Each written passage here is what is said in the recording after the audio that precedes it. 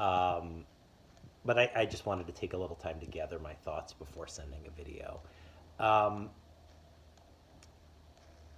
I don't have one personal story or recollection about BJ.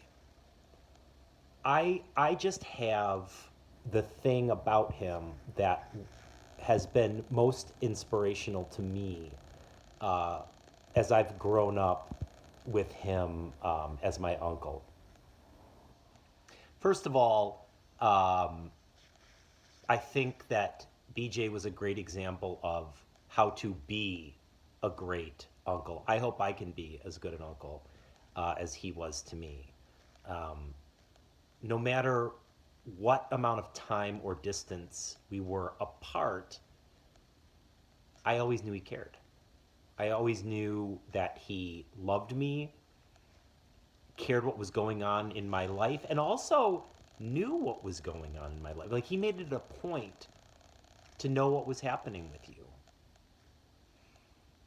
And whenever I called BJ to catch up, he always had the inside scoop, uh, what was going on in my life, and he cared. He genuinely cared and wanted to hear all about it. I always felt super supported and loved by BJ. Now, one time when we had one of our family birthday Zooms over COVID, I remember at one point it came time, and this was a BJ. I think it was a BJ birthday celebration. It came time to for us to talk about BJ, and I made a comment that how one thing that always struck me about BJ was that he's cool. Now, people thought that was funny. Everybody laughed at that, and I get that. Like, I have a different perspective on things as somebody who is kind of on the outside. Um, but I wanted to elaborate on that because I it was funny at the it was a funny moment, but it was a genuine uh, sentiment. I think what I mean by that is that BJ was always his authentic self. That's how I always saw him. I always knew that what you were getting, that was BJ's authentic self. Uh, that's always how he presented himself.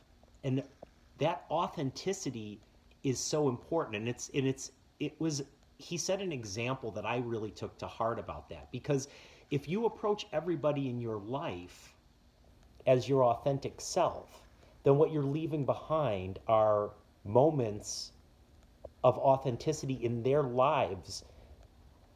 People remember that. That's important, to know that somebody is being their real self with you, no matter what that means.